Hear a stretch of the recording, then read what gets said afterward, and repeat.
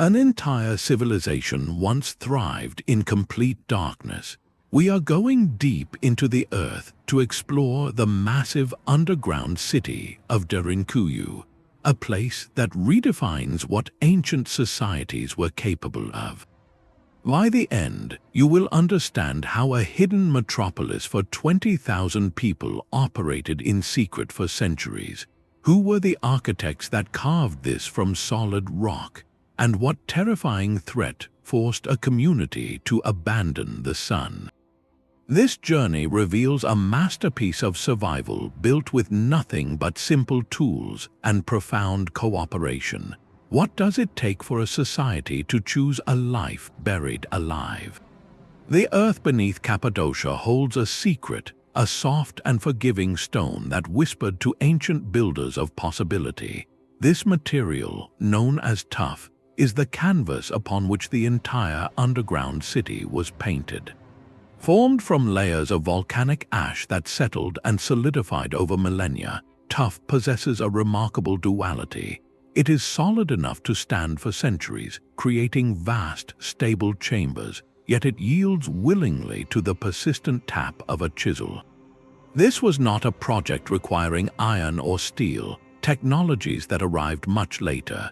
The first tunnels and rooms of Derinkuyu could have been shaped by artisans using simple tools made of bronze or even hardened stone, working with a patience we can scarcely comprehend today.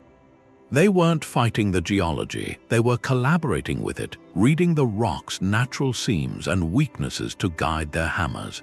This unique partnership between human ingenuity and a specific gift from the volcanoes created the fundamental condition for everything that followed. Without this soft volcanic canvas, the dream of a hidden city would have remained just that, a dream. The entire surreal landscape of Cappadocia, with its famous ferry chimneys and wind-sculpted valleys, is a testament to this stone's malleability. Nature carved spires with water and wind, while humanity, facing a different kind of storm, carved a sanctuary. Derinkuyu represents the pinnacle of that ancient conversation between people and their environment, a deliberate choice to turn a seemingly soft and vulnerable stone into the ultimate defensive strength. So before we marvel at the complex ventilation shafts or the massive rolling stone doors, we must first appreciate this foundational miracle, a geology that allowed an entire civilization to literally disappear into the ground. This question of who carved the first tunnel leads us directly into one of the deepest mysteries of Derinkuyu, a chronological enigma that has puzzled historians for decades. Pinpointing the original builders is not a simple task because the city itself is a living archaeological record, a physical timeline of human adaptation. The most visible layer of its history belongs to early Christian communities who used these tunnels as refuges during periods of conflict with Roman authorities. Their crosses carved into the walls and small chapels are clear, poignant markers of that era.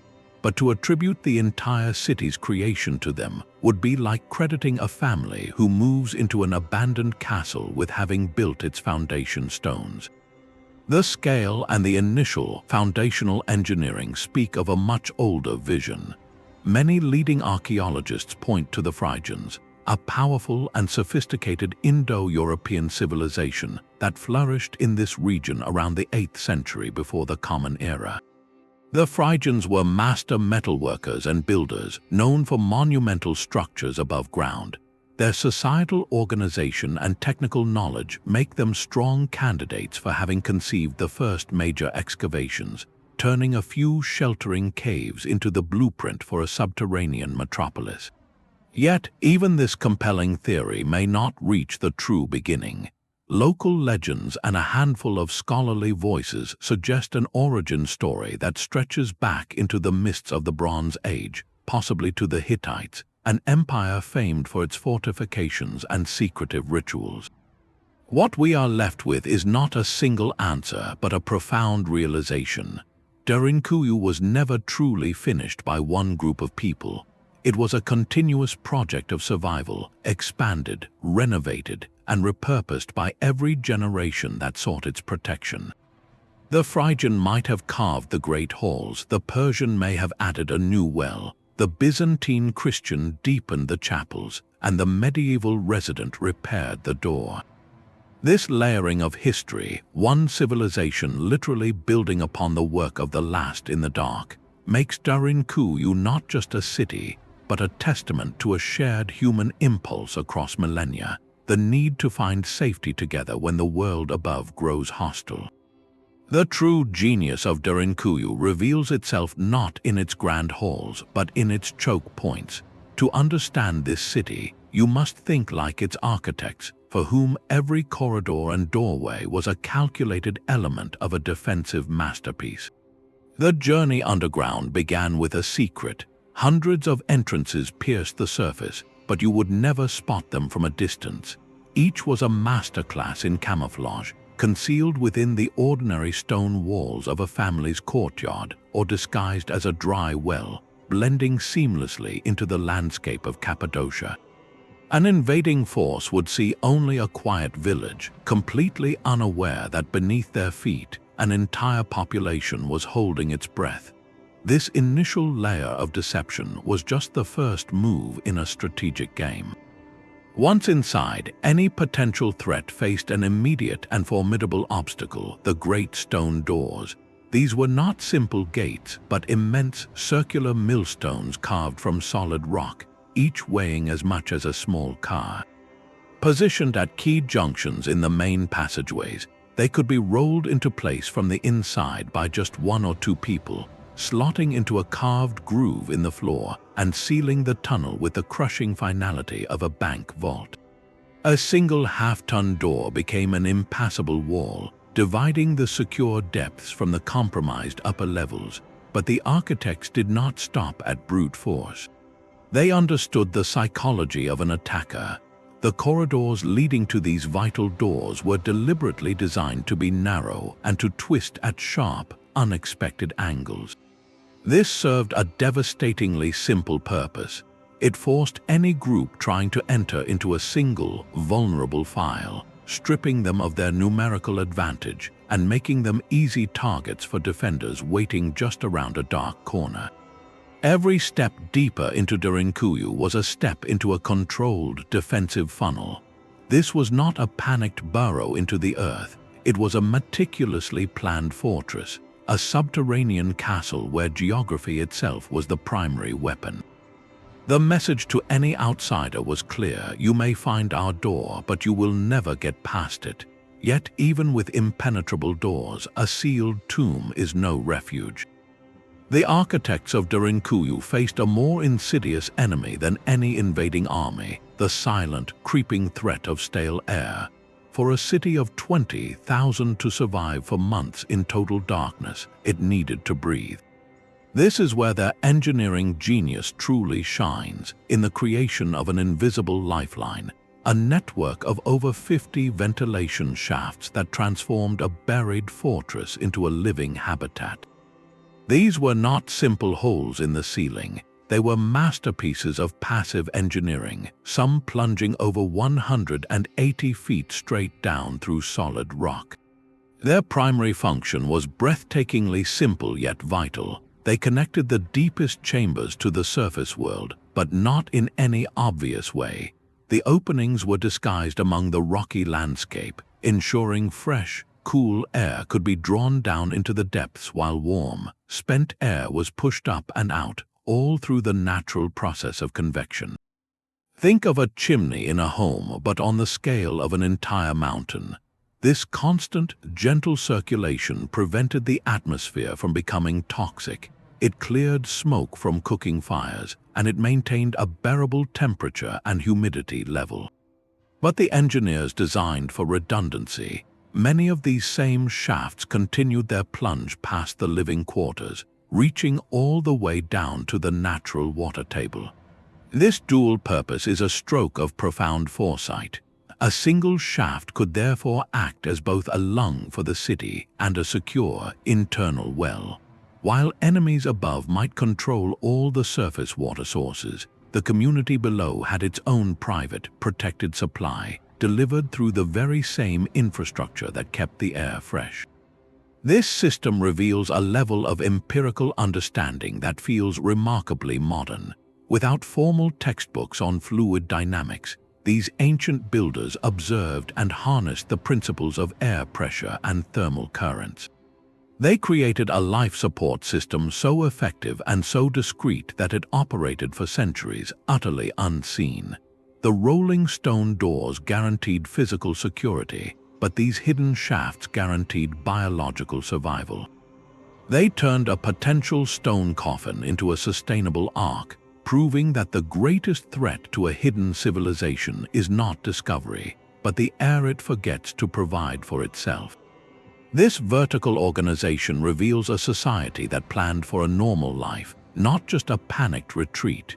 Descending through Derinkuyu is like walking through the blueprint of a functioning town, meticulously stacked layer by layer into the earth.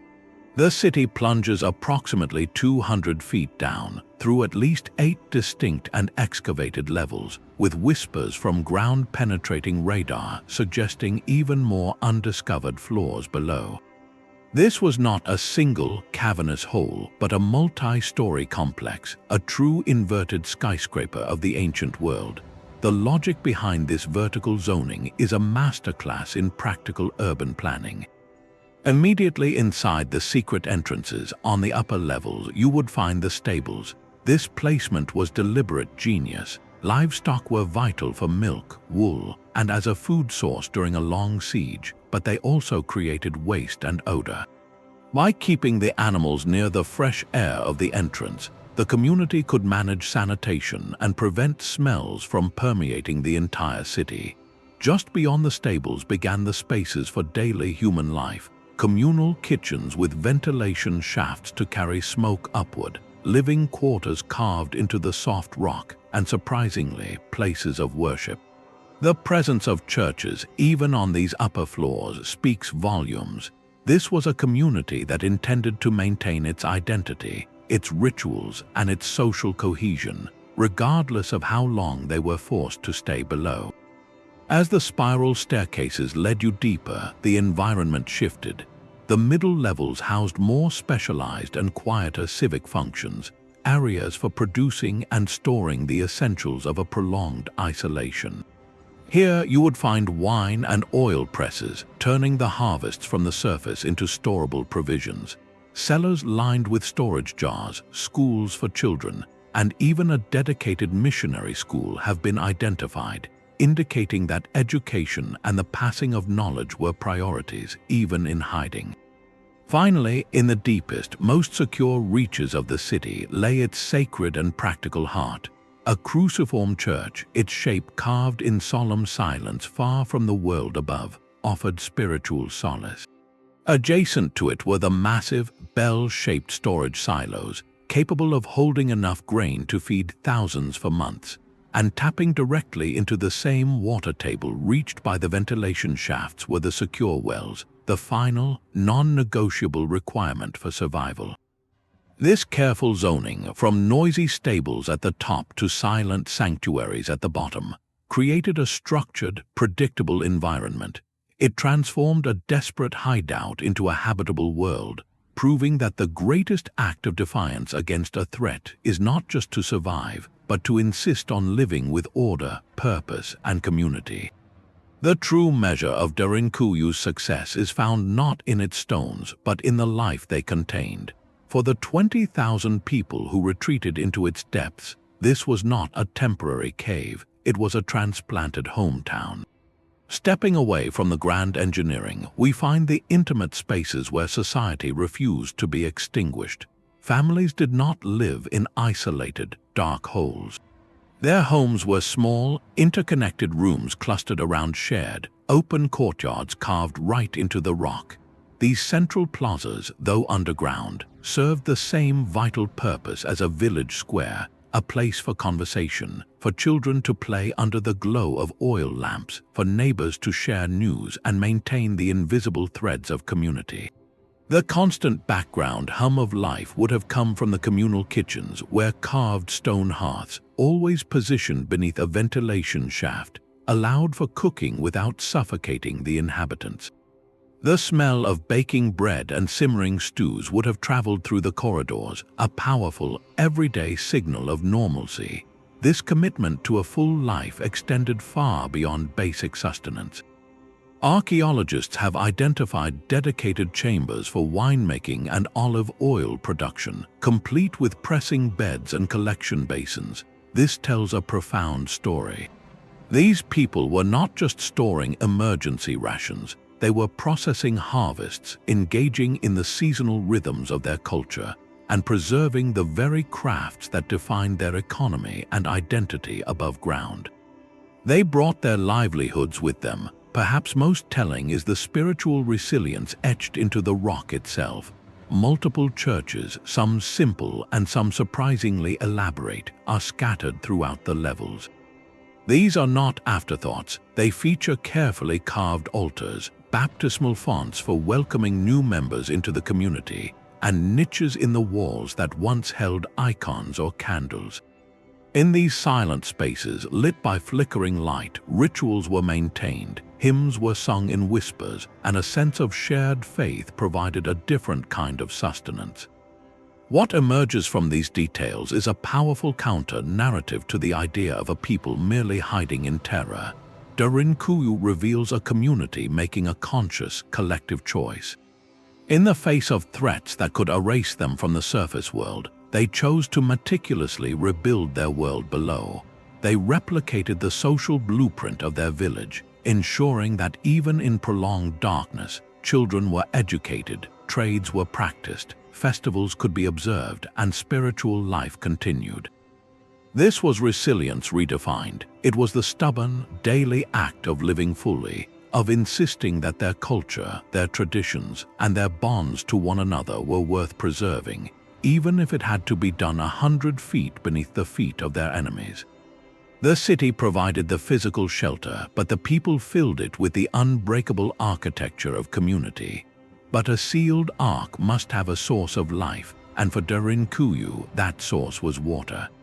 The true test of its engineers was not just hiding people, but sustaining them through what could be years of total isolation, and their solution was a masterpiece of hydrological foresight.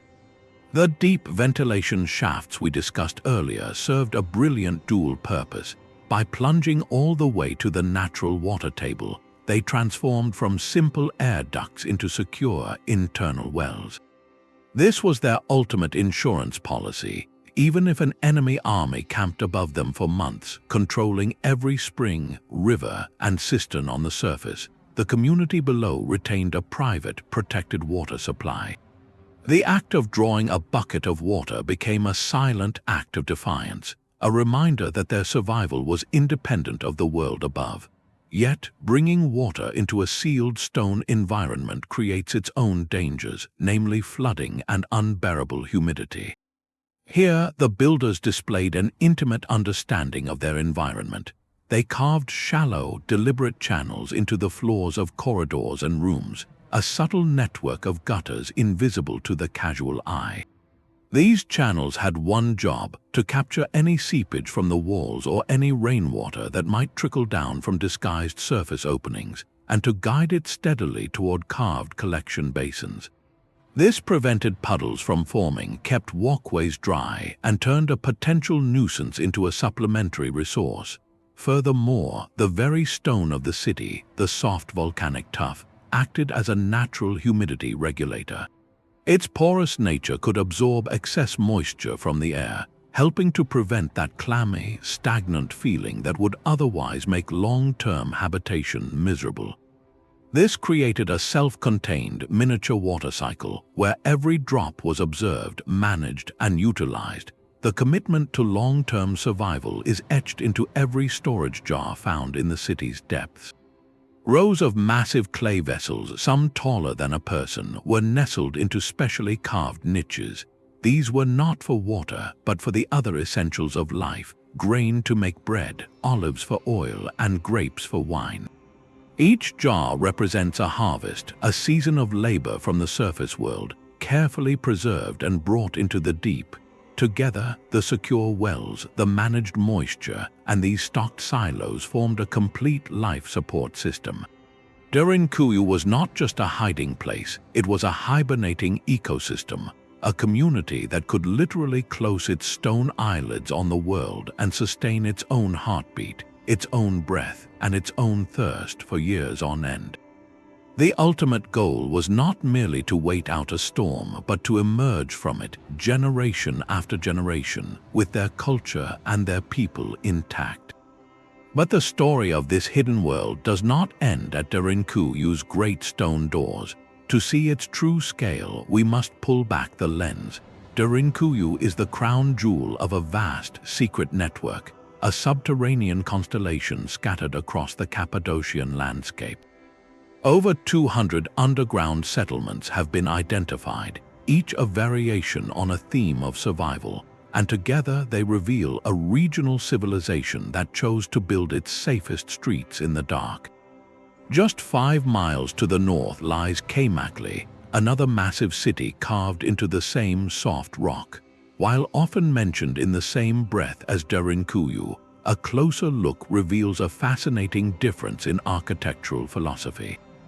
Derinkuyu plunges deep, a vertical fortress prioritizing large communal halls and a profound sense of centralization. Cappadocia, in contrast, spreads out horizontally. Its design favors a sprawling complex of smaller, more intricate rooms spread across multiple levels that feel like a dense, underground honeycomb. This variation suggests more than just different architects. It hints at different community structures or perhaps adaptations to slightly different local geology. The two cities are so close that a remarkable theory has persisted for centuries that a secret tunnel, perhaps 5 miles long, once connected them directly. While this specific passage has never been conclusively proven, the very idea speaks to a powerful truth. These were not isolated bunkers, they were nodes in a hidden web. Further evidence of this coordinated mindset is found at other sites like Erskanak. There, engineers carved narrow, vertical communication shafts between levels, not for ventilation but for voice. A person on one floor could speak softly into this stone tube and be heard clearly on the floor below, a simple yet brilliant system for relaying warnings or instructions in complete darkness without revealing one's position. This network logic transforms our understanding of the entire region. It suggests a coordinated, society-wide defense strategy. If one city was discovered or compromised, its population could, in theory, retreat through hidden corridors to another. Supplies could be shifted, messages passed, and the collective knowledge of underground living shared and refined across generations. Examining these sister cities allows us to see Derinkuyu not as a singular miracle, but as the most spectacular example of a larger, sophisticated cultural adaptation. This was a civilization living a double life. Above ground, they tended vineyards and raised families under the sun. Below, they maintained an entire shadow world, a parallel existence ready to be inhabited at a moment's notice. Their response to perpetual insecurity was not to cower, but to engineer an entire alternative geography, a hidden homeland that guaranteed their continuity no matter what storms raged on the surface. The immense effort required to build such a place forces a haunting question: what kind of threat justifies disappearing from the world entirely? The most immediate answer lies in the relentless tides of history that washed over Cappadocia. This was not a quiet corner of the ancient world. It was a vital crossroads, a coveted stretch of land connecting empires. For centuries, the surface echoed with the march of foreign armies, from the disciplined phalanxes of Alexander, the great successors, to the swift cavalry of Persian forces, and later, the formidable waves of Arab conquests and Mongol incursions. The rolling stone doors and narrow, defensible corridors make perfect sense against this backdrop of conventional warfare. They are the architectural embodiment of a community saying, "We cannot defeat your army on the open field, so we will simply remove ourselves from the battlefield altogether." Yet, the sophistication of the design hints at a defense against dangers more subtle and pervasive than soldiers. Those meticulously engineered ventilation shafts and the ability to seal the city for months suggest a profound understanding of siege tactics that went beyond swords and arrows.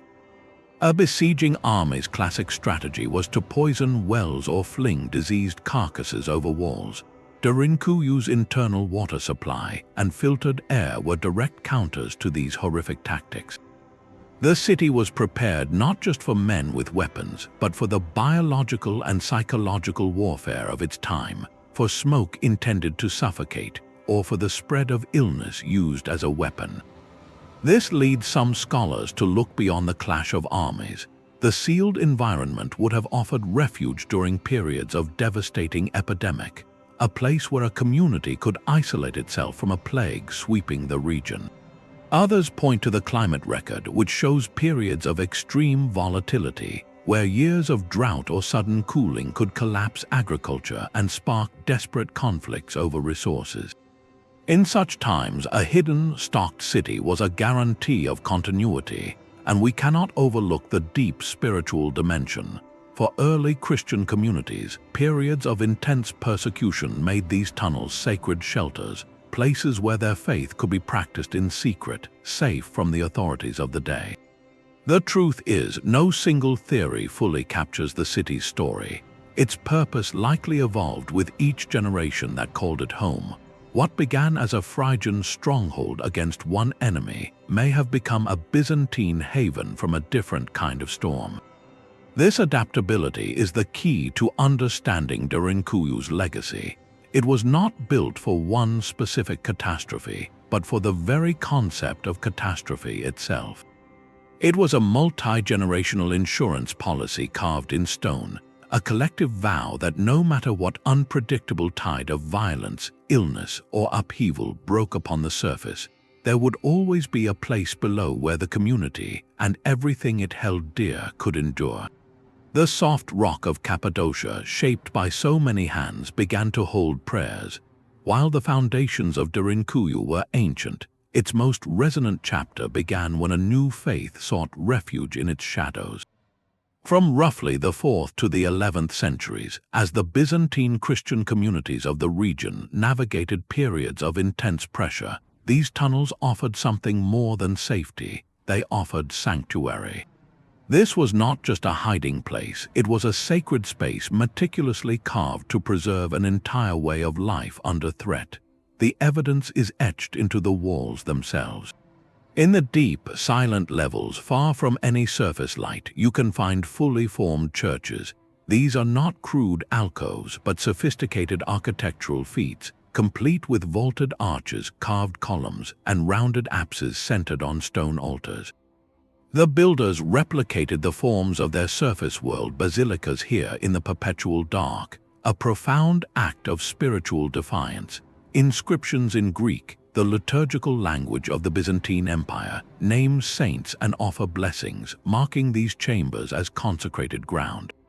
The symbol of the cross appears again and again, a quiet but unwavering declaration of identity pressed into the soft tuff.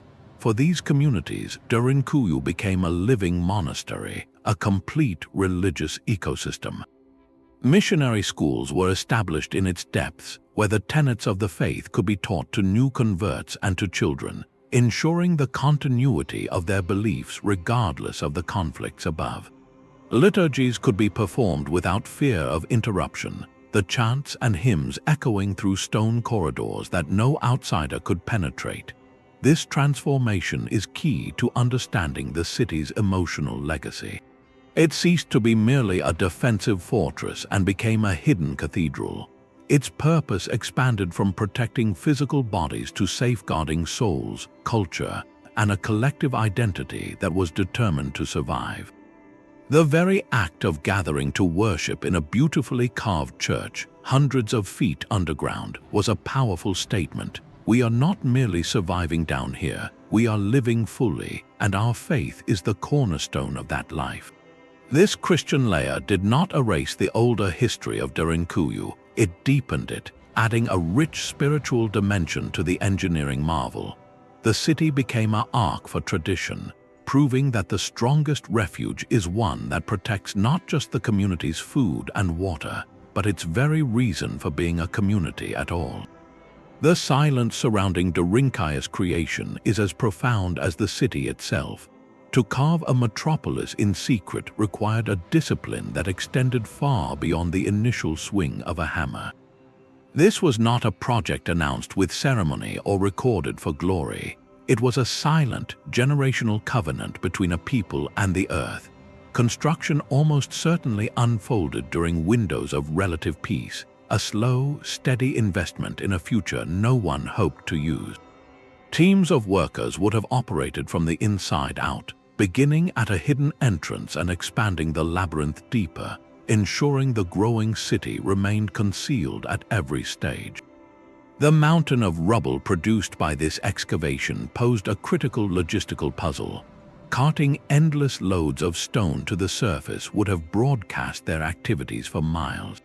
The solution was ingenious in its simplicity.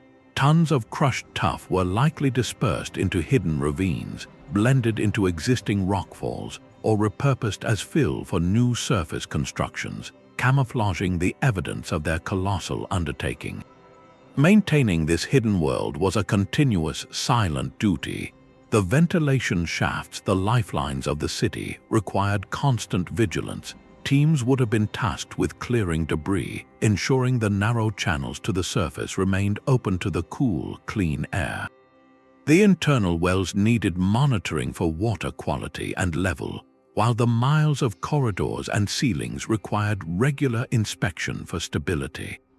This suggests the emergence of a specialized guild, a class of engineers whose knowledge was passed down through families, their expertise as vital to the community's survival as farmers or soldiers. Their work was preventative, a quiet battle against entropy waged in the dark to ensure the sanctuary remained ready at a moment's notice. All of this hinged on one fragile, human element: absolute secrecy. The location of the disguised entrances, the layout of the corridors, the capacity of the stores, this was the community's most sacred knowledge. A single moment of carelessness, a whispered boast to an outsider, or an act of betrayal could unravel centuries of work and doom thousands. This necessity forged a unique social contract, a culture where silence was a virtue and trust was the ultimate currency.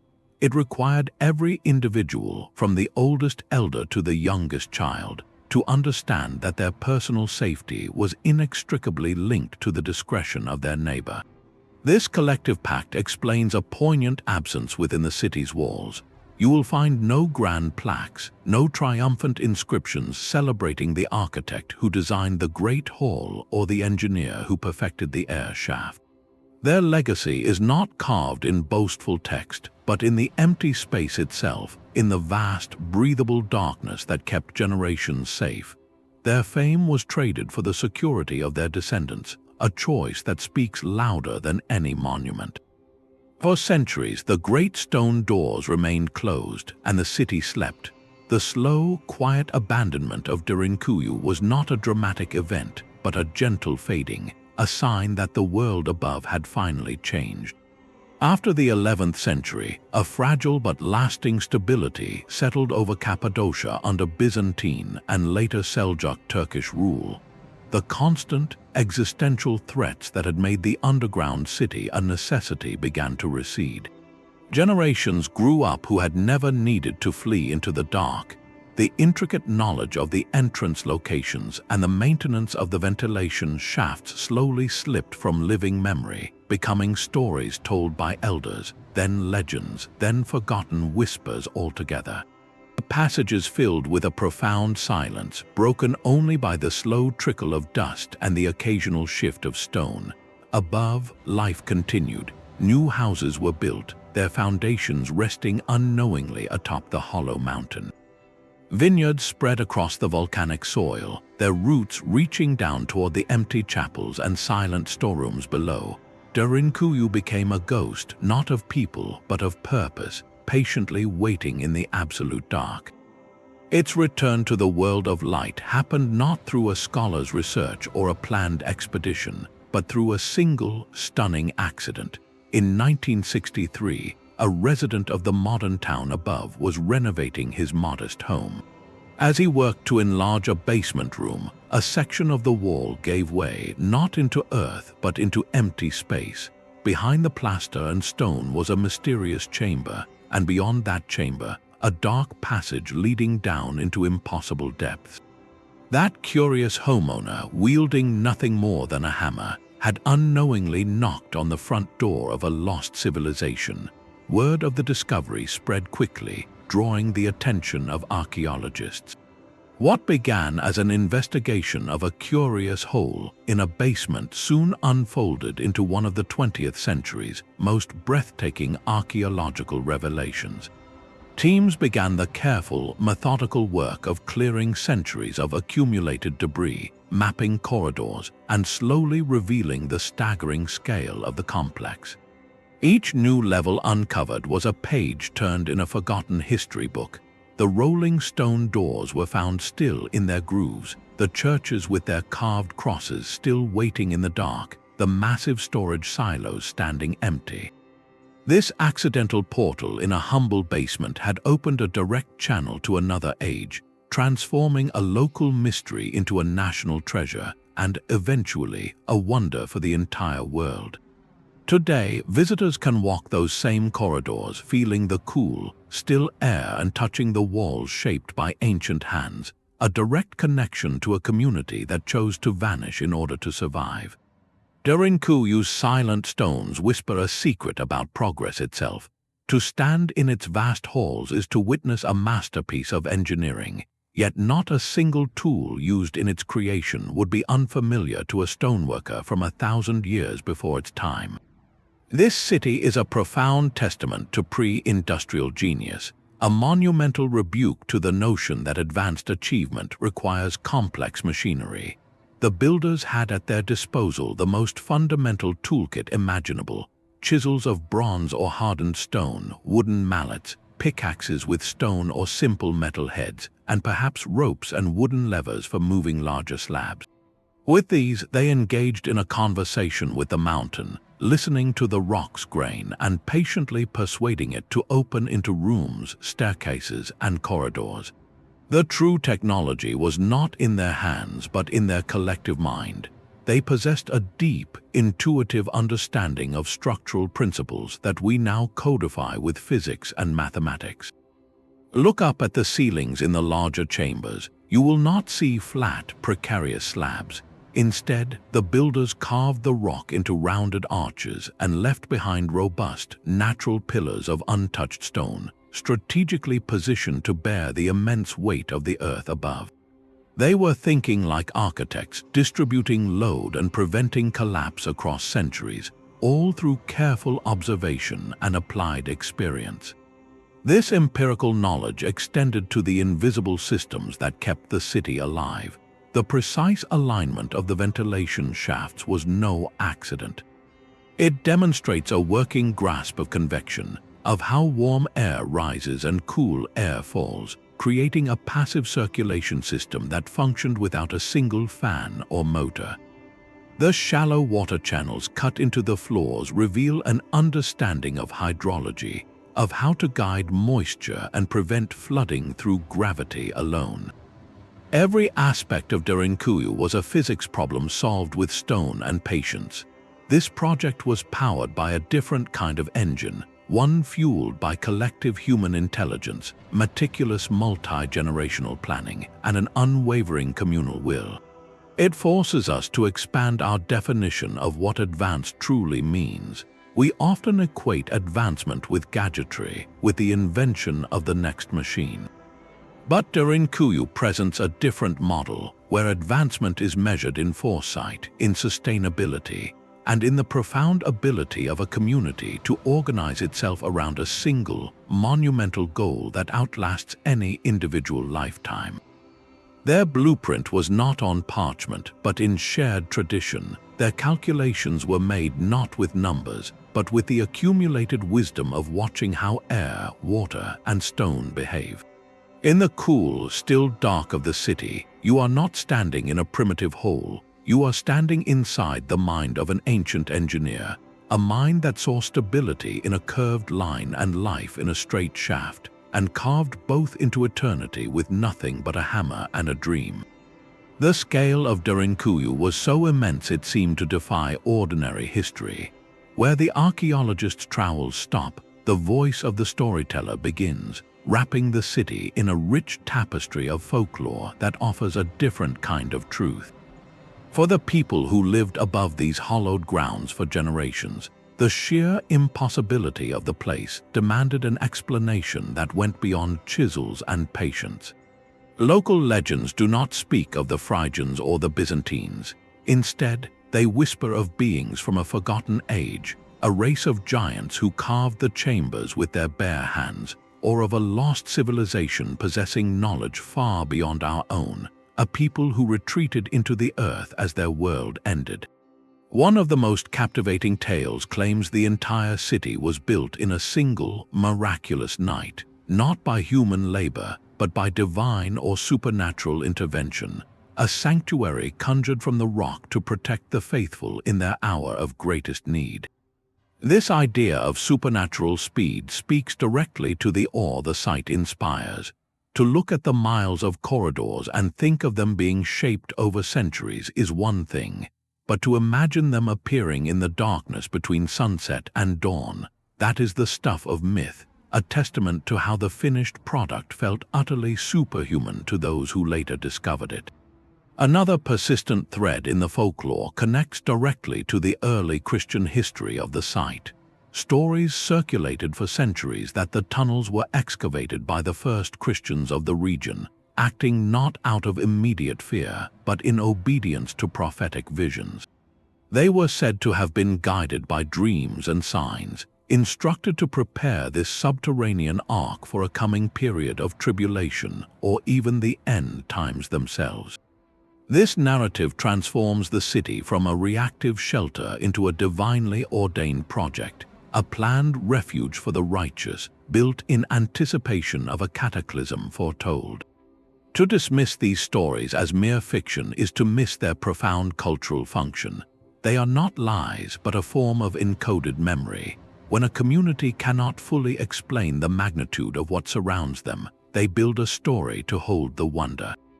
These legends are the emotional and psychological imprint the city left on the region's identity, emphasizing its otherworldly, awe-inspiring nature. They formalize the universal human reaction to Derinkuyu, a breathless question: how could anyone have done this? For generations that lacked our archaeological methods, the only satisfactory answer was, they must have had help from something beyond us. This beautiful blurring of history and legend does more than just decorate the past, it actively preserves it. The very act of telling a story about the hidden city, whether it featured giants or angels, ensured that the knowledge of its existence, of its location whispered from parent to child, never completely faded away. The myth kept the memory alive until the day a man's hammer broke through a basement wall, and science finally met the legend halfway, finding a truth beneath it that was, in its own way, just as miraculous. Darkness is not just the absence of light, it is a psychological weight. For the community of Derinkuyu, the greatest challenge may not have been carving the city, but living within it without losing their collective mind.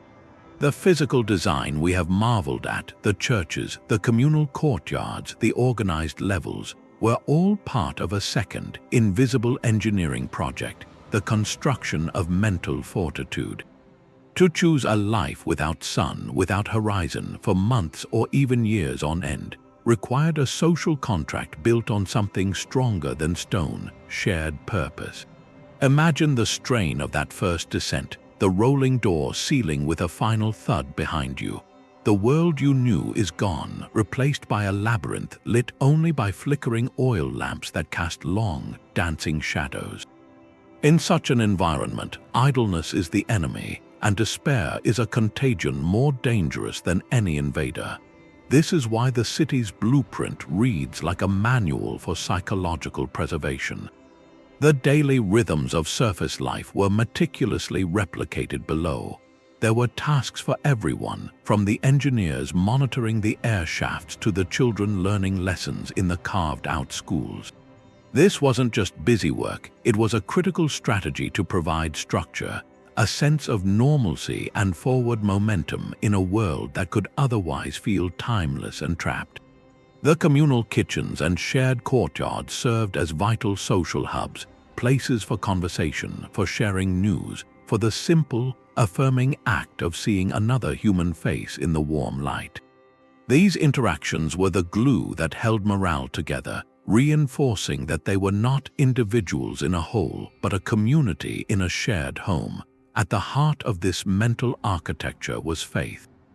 The churches, especially the large cruciform one deep in the city's heart, were not just places of worship, they were anchors of meaning. In the profound silence, rituals offered a predictable comfort, hymns provided a collective voice, and prayer addressed a fear larger than any army, the fear of being forgotten by the world and even by their own sense of hope. Their spiritual practice was a direct counter to the out-of-sight, out-of-mind paradox they faced every day. They had to remain vigilant, ears tuned for any sound from the world above that might signal danger, while simultaneously building a complete, internally focused society that made that outside world temporarily irrelevant. This balancing act is the pinnacle of their achievement.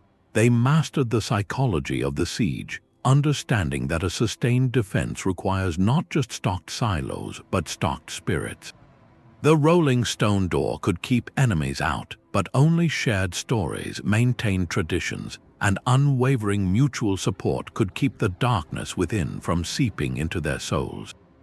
Their survival was a triumph of culture over confinement, proving that the most resilient shelter is the one built in the human heart. The map of Derinkuyu we walk today is only a rough sketch of its true scale. After decades of careful archaeology, researchers estimate a staggering fact: we have only seen between 10 and 15% of the entire city. The well-lit, cleared corridors that visitors experience are merely the introductory chapters of a much longer, darker story. The rest remains a silent, buried world waiting in the patient dark. This is not an empty claim. Advanced tools like ground-penetrating radar have sent pulses of energy down through the rock, and the echoes they return paint a tantalizing picture. The scans suggest vast, undefined chambers and deep, straight passageways that plunge far below the lowest level currently accessible. Some of these anomalies hint at potential connections stretching for miles, possibly linking to other underground sites in a network even more extensive than we dared to believe. What stopped the excavation, what keeps these secrets locked away, is a combination of nature and ancient caution. Over the centuries, earthquakes or the slow settling of the soft rock have caused collapses, sealing corridors with impenetrable walls of rubble. In other places, the original inhabitants themselves may have deliberately triggered a cave-in, creating a permanent barrier to protect their deepest sanctuaries or to cut off a compromised entrance during some long-forgotten crisis. These blockages are not mere obstacles, they are the final, unyielding doors placed by the past itself. So what could be waiting behind those sealed passages? The questions are as vast as the spaces they might fill. Could there be a central archive, a room where the community's records were kept safe on clay tablets or parchment, offering the names and laws of the people who lived here? Might we find a more formal leader's chamber, a space that speaks to the political structure that organized such a monumental endeavor? Or perhaps the ultimate prize, evidence from the very first phase of construction, artifacts left behind by the original Phrygian or even Hittite builders that could finally settle the debate of who first dreamed of this underground world. Every undiscovered room holds the potential for a revelation, a single inscription or a unique artifact that could reshape our entire understanding of the city's timeline, its purpose, and the daily lives of those who called it home. This is why Derinkuyu is not a closed book, but a living mystery. Each unanswered question, each shadow on a radar scan, fuels the imagination of historians and the curiosity of the world. The story is not finished, it is merely paused, waiting for the right technology, the careful hands, and the persistent curiosity that will one day turn a faint echo into a discovered room, and a theory into a chapter of human history rewritten in the quiet light of a headlamp deep beneath the earth. The echoes from those sealed passages reach far beyond the ancient rock, finding a strange and urgent resonance in our modern world. While we no longer fear invading armies at our gates, a different kind of uncertainty pervades the 21st century, from extreme weather events to concerns over global health challenges. It is here, in the realm of contemporary preparedness, that Derinkuyu's blueprint feels startlingly relevant. The city stands as perhaps history's most complete case study in sustainable, community-based resilience, and its core principles are being quietly, independently rediscovered today. Consider the modern concept of the secure retreat, a decentralized shelter often stocked with supplies. This mirrors Derinkuyu's fundamental logic, removing a community from a perceived point of danger to a controlled, hidden environment. The ancient engineer's obsession with independent water and air systems finds its parallel in today's advanced filtration units and renewable energy setups designed for off-grid living. Their massive, bell-shaped grain silos are the direct ancestors of the long-term food storage strategies that prioritize calories and nutrition for extended periods of isolation. Yet Derinkuyu's most profound lesson is not in the stockpiles, but in the social architecture that made those stockpiles meaningful. Modern survival thinking sometimes focuses intensely on individual readiness, on what one person or one family can accumulate. The underground city presents a powerful counter-narrative. Its very existence was impossible without deep, ingrained cooperation. It required specialists to maintain the air shafts, organizers to manage the food stores, teachers to educate the children, and spiritual leaders to maintain morale. Survival was a team sport, a collective project where the security of each person was woven into the well-being of the whole.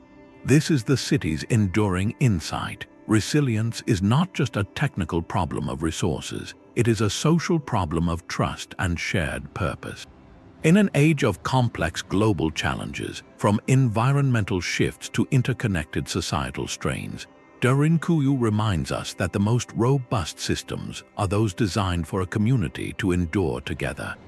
It demonstrates a model of civilization that could pause, a society that could enter a state of protective hibernation without dissolving its core values or bonds, and then re-emerge when conditions allowed.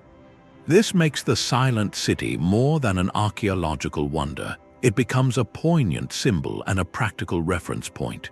It asks us a quiet, challenging question. In our own planning for an unpredictable future, are we building mere shelters, or are we, like they did, designing the possibility for a community to continue its story, no matter what the world above may bring? The silent stones of Derinkuyu do not speak, but modern science has learned to listen. Unraveling the story of this buried city is a delicate act of archaeological detection, where every touch is a potential erasure of history. To understand a place this fragile, researchers now employ a non-invasive toolkit, a suite of technologies that act like a gentle X-ray vision, revealing secrets without disturbing the ancient dust. High-resolution laser scanners sweep through the corridors, capturing billions of data points to construct a perfect, three-dimensional digital twin of the entire complex.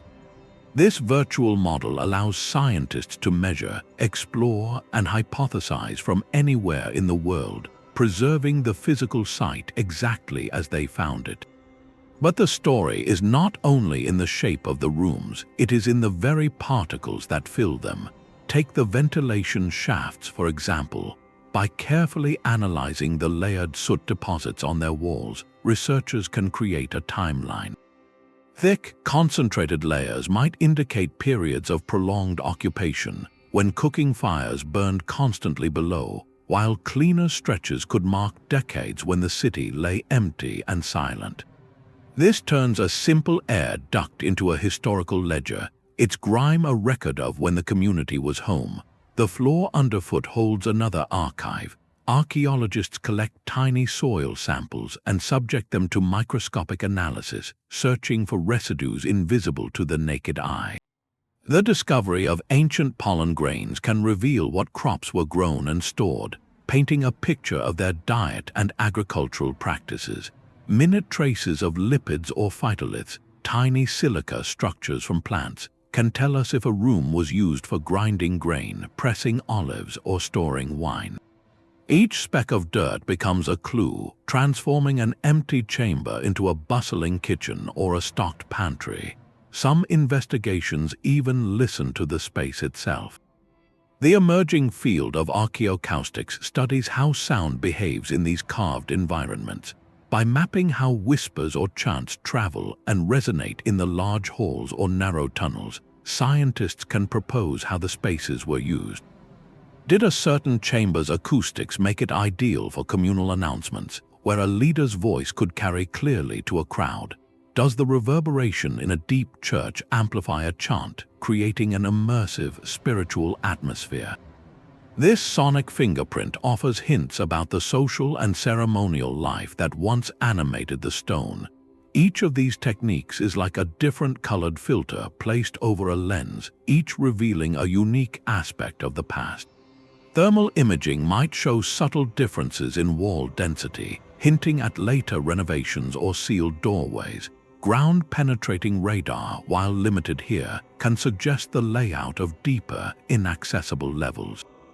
When combined, this mosaic of data allows archaeologists to reconstruct construction sequences, understanding which tunnels were dug first and which halls were expanded later.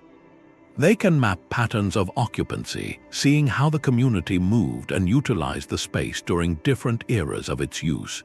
This is the alchemy of modern archaeology. It transforms cold, static stone into a vibrant, dynamic narrative of human experience.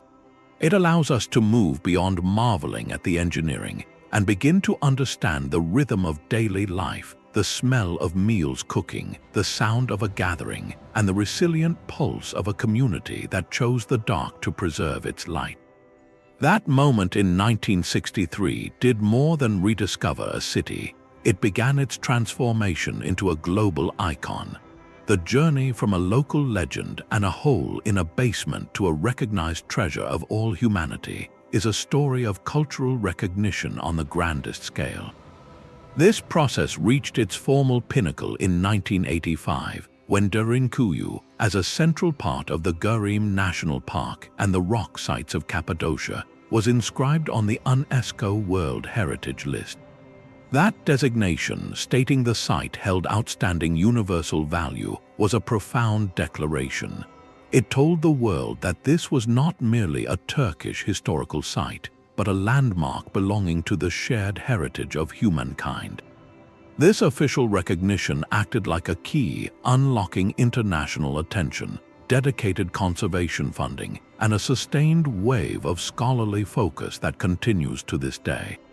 The city's incredible narrative, once confined to regional folklore, began to capture imaginations everywhere. It became a fixture in documentaries, the subject of serious historical books, and a source of inspiration for creative minds. The very concept of a vast, hidden, self-sufficient underground kingdom has echoed through modern fantasy literature and video games, a testament to how Derinkuyu reshapes our ideas of what a city can be. It challenges the very definition of urbanism, proving that a metropolis does not need skyscrapers to touch the sky. It can instead be defined by its depth, by its profound retreat from the world. Today, this has made Derinkuyu a powerful, living symbol of human adaptability and resilience. It draws hundreds of thousands of visitors each year, who walk its cool corridors not just as tourists, but as pilgrims to an ancient idea. They come to witness with their own eyes and on their own feet the sheer physicality of a community's will to endure. They touch the grooves worn into stone by countless hands and feel the quiet awe of a space built for survival, now preserved for wonder. The city's value has thus expanded far beyond archaeology. It has become a place where history, engineering, and human spirit converge, offering a silent, stone lesson in ingenuity to anyone who descends its ancient stairways. This global recognition carries a tangible weight, one measured not just in prestige, but in footsteps and breadth. The very fame that ensures Derinkuyu's story is told also introduces its greatest modern challenge, the delicate balance between welcoming the world and protecting the past. The city has become a vital economic engine for the Cappadocia region, drawing visitors whose spending supports local families, businesses, and infrastructure. This is the undeniable benefit of its discovery, a shared treasure that fuels a community. Yet, this constant human presence presents a paradox. The soft volcanic tuff, so perfect for ancient chisels, is incredibly vulnerable to the modern world. Every group that walks the corridors brings with them subtle but relentless forces of change. The humidity from human breath and perspiration accumulates in the still air, slowly encouraging the growth of microorganisms on the ancient walls. The carbon dioxide we exhale can interact with the stone in complex chemical processes over time.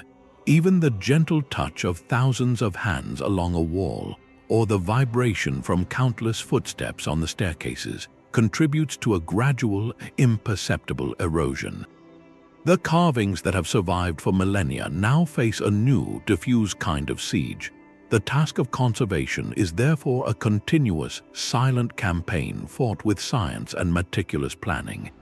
To manage this, access is carefully controlled. Visitors follow specific, reinforced pathways designed to distribute weight and minimize impact on the most fragile areas. In key chambers, you might notice discrete dehumidification systems working constantly to pull excess moisture from the air, replicating the dry, stable environment that preserved the city for centuries. Lighting is another critical tool. Harsh, hot lights are forbidden, replaced with cool, low-intensity LED systems positioned to illuminate without raising the temperature or promoting biological growth on the surfaces. The work is often preventative and invisible, involving constant environmental monitoring, where sensors track temperature, humidity, and carbon dioxide levels in real time, allowing conservators to intervene before damage occurs. This creates a new kind of guardianship, one where the goal is not to hide the city again, but to sustain its accessibility. The financial equation here is fundamental. The revenue generated by tourism is not merely profit, it is the essential fuel for this ongoing preservation effort. Ticket sales fund the scientists who study the stone, the technicians who maintain the climate systems, and the guards who ensure the rules that protect the site are followed. Sustainable management means reinvesting directly into the city's longevity, ensuring that today's visitors do not compromise the experience for those who will come 50 or 100 years from now. Derinkuyu now exists in a fragile, living equilibrium. It is both a museum, a static exhibit of a past way of life, and a dynamic, breathing part of the present-day economy and cultural landscape. Its survival depends on this balance, on our collective understanding that we are not just observers of history, but its temporary custodians. The great stone doors once sealed the community away from external threats, but today the greatest threat is internal, born from our own admiration. The true test of our modern ingenuity is whether we can be as foresighted in our preservation as the ancient builders were in their creation, ensuring that this underground sanctuary continues to inspire awe long after our own footsteps have faded from its corridors. The sealed world of Derinkuyu inevitably invites questions that reach beyond the historical record. What kind of event could motivate a society to perfect a life without a sky? While archaeologists point to human conflicts and resource struggles, a more speculative line of thought looks upward to the heavens themselves. Some authors and researchers outside the mainstream have proposed that the driving force behind such massive, global underground projects was not earthly armies but celestial threats. They suggest periods of intense cosmic bombardment, where fragments of comets or asteroids rained down, or episodes of heightened solar radiation that made the surface world temporarily uninhabitable. In this view, Derinkuyu becomes more than a fortress. It transforms into a planetary ark, a sealed habitat designed to weather a storm that raged not at the gates but from the stars.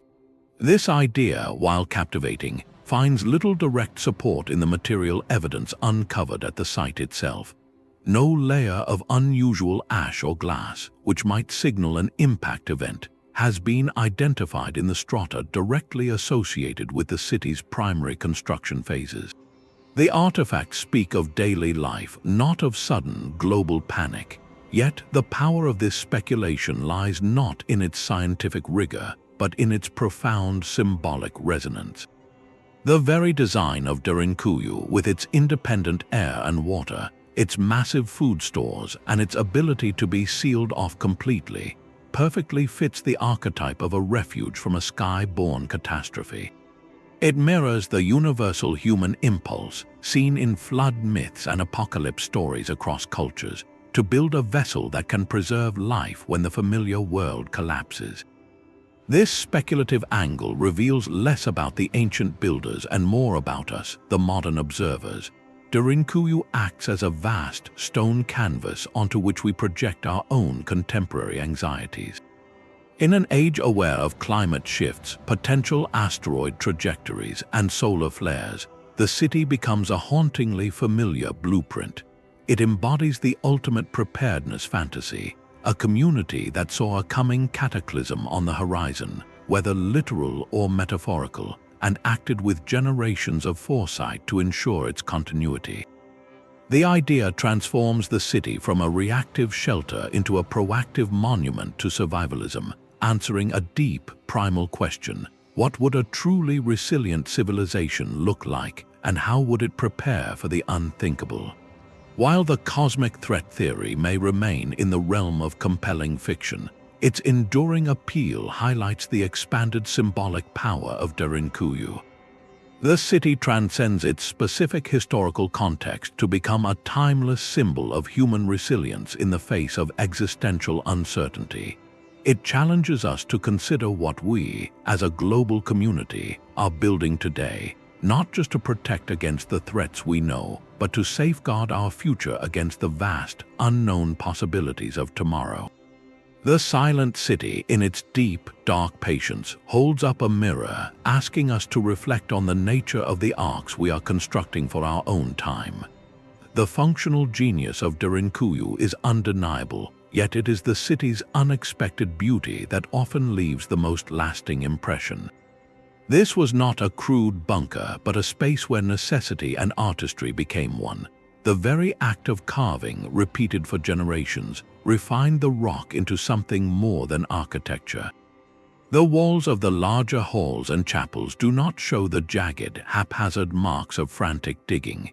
Instead, they flow with smooth, organic curves, as if the stone itself had been gently persuaded to open into these forms. In the soft, porous tuff, the chisel strokes have been worn by time and touch into undulating surfaces that catch the light in a way that flat, finished stone never could. When modern, artificial light is introduced, it does not glare but washes across these contours, creating a dance of deep shadow and warm highlight that feels alive and ancient. This creates an aesthetic that is stark, profound, and utterly unique, a beauty born from utility and patience.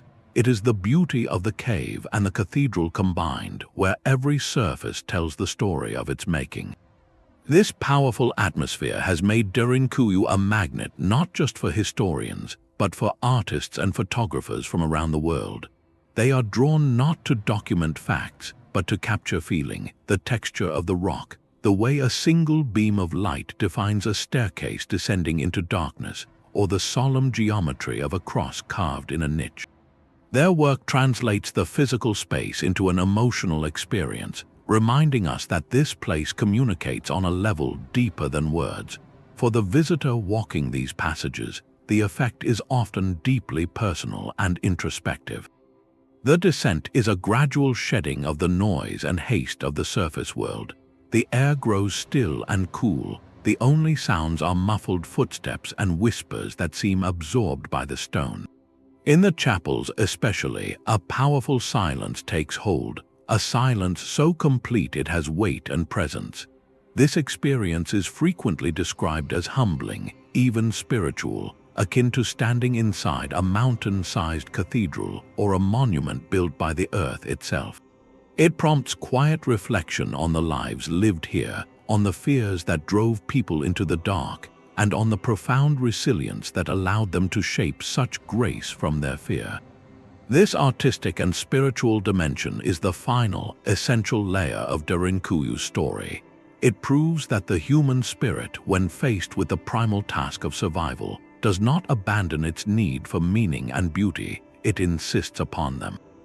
The architects could have stopped at creating secure, box-like rooms. Instead, they carved curves into the ceilings, they shaped pillars from the living rock, and they sanctified spaces with symbols of their faith. They demonstrated that a true sanctuary must nourish the soul as well as protect the body. In the flowing walls of Derinkuyu, we see that even in their most defensive posture, hiding from the world, they were still creating, still reaching for order, still carving a testament to their humanity into the very heart of the mountain. The city survives not only as a fortress, but as a silent, stunning poem written in stone. The deepest lesson of Derinkuyu is etched not into its walls, but into the very fact of its existence. This was not a project commissioned by a single powerful ruler seeking a personal tomb or monument to his own glory. There are no statues of emperors here, no grand inscriptions boasting of one man's vision. Instead, the city stands as a colossal monument to an entire community's collective will to survive. Its creation and maintenance demanded a level of cooperation so profound it becomes the city's true foundational material, stronger than the volcanic rock itself. Think of the scale, the thousands of tons of stone moved, the miles of corridors carved, the generations of labor invested with simple tools. This was not the work of a paid workforce or enslaved captives, but of families and neighbors, each contributing their skill and sweat toward a single, unifying purpose, the preservation of everyone they knew and loved. The architecture itself enforces this communal logic. A single person hoarding food in a sealed city would be a death sentence for others. One family neglecting to maintain their section of a ventilation shaft could slowly poison the air for thousands. The design made individual survival impossible. It inextricably linked each person's fate to the responsible actions of their neighbor. This created a powerful social contract, where trust was the most vital currency and shared vigilance was the highest duty. The city's blueprint is in essence a physical manifestation of a profound truth: we survive together, or we do not survive at all. This ancient model presents a stark contrast to much of modern life, where independence is often celebrated above interdependence. Derinkuyu asks us a quiet, challenging question. What could our own societies achieve if we channeled our collective energies toward a common, sustaining goal with the same patient determination?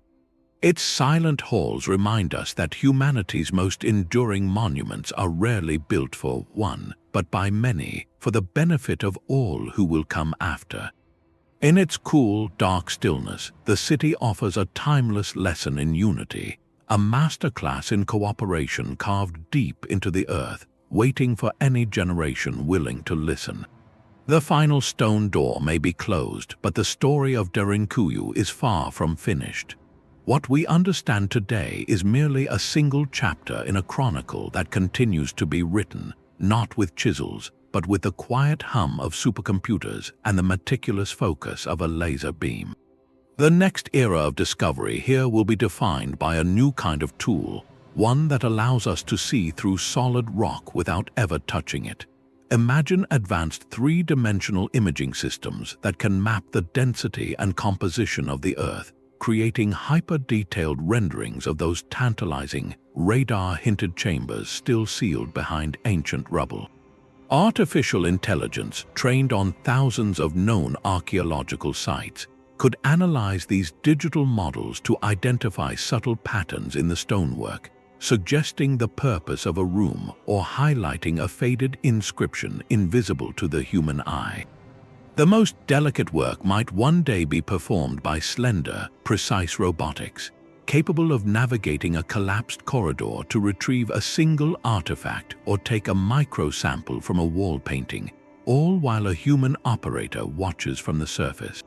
This is the future of archaeology, a field moving from excavation to preservation, from opening tombs to reading them like closed books through non-invasive scans. Simultaneously, the science of conservation is engaged in its own quiet race against time. Researchers are developing innovative, nano-scale consolidants, clear liquids that can seep into the porous tuff and gently bind its crumbling particles together from the inside, strengthening the soft rock without altering its appearance. Climate control systems will become ever more precise, maintaining the perfect balance of temperature and humidity that mimics the stable environment which preserved the city for centuries. Each of these advances serves a single, profound goal: to protect this irreplaceable time capsule not as a static museum exhibit, but as a living laboratory for questions we have not yet learned to ask. The real treasure of Derinkuyu may not be a room of gold, but a layer of dust on a forgotten stair. Continued scholarly work focuses on the microscopic, sifting through accumulated sediments to find pollen that reveals ancient crop rotations, or analyzing the residue inside a broken storage jar to understand the precise recipe of a meal prepared 1,000 years ago. A single child's toy, a stylus for writing, or a bead from a broken necklace can whisper volumes about daily life, social structure, and even trade connections with the world above. The ultimate ambition is to pass this entire, intact mystery forward. We are safeguarding Derinkuyu for the scholars of the 22nd century and beyond, for minds equipped with technologies and perspectives we cannot yet conceive. They will approach these silent halls with new questions, seeing patterns and connections invisible to us today. Our duty is to ensure that when they arrive, the stones are still standing, the air is still cool, and the dialogue between the present and this deep past remains unbroken, a conversation carved in stone and continued across the ages. The true legacy of Derinkuyu is not measured in feet of depth, but in the depth of its questions. We ascend from its cool darkness back into the light, carrying with us more than a list of architectural facts. We carry a profound recalibration of what human beings are capable of when faced with the unimaginable. This hidden metropolis stands as a permanent testament to a specific, powerful alchemy, where dire necessity is transformed through collective will into breathtaking innovation. It is a story written in stone about resilience, not as a vague ideal, but as a practical, daily discipline of shared air, shared water, and shared purpose. The rolling doors sealed out the world, but they sealed in the essential ingredients of civilization, trust, cooperation, and an unwavering commitment to the future. In its silent chapels and bustling communal courtyards, we see that the most formidable defense a society can possess is not a wall, but a bond. Derinkuyu holds up a mirror to our own time, reflecting our deepest fears of catastrophe, and more importantly, our enduring capacity to meet it with foresight and unity. It challenges us to look beneath the surface of our own communities, to ask where our hidden strengths lie, and what we are building together that might outlast us. This journey into the earth reminds us that history's greatest wonders are often those we cannot see from the road, waiting patiently in the dark to teach us about the light. If this exploration of a world beneath our feet has sparked your curiosity, Consider subscribing to join us as we uncover more of history's buried chapters. We would love to hear your thoughts. What other hidden wonders do you believe are still waiting to be found? Share your ideas in the comments below.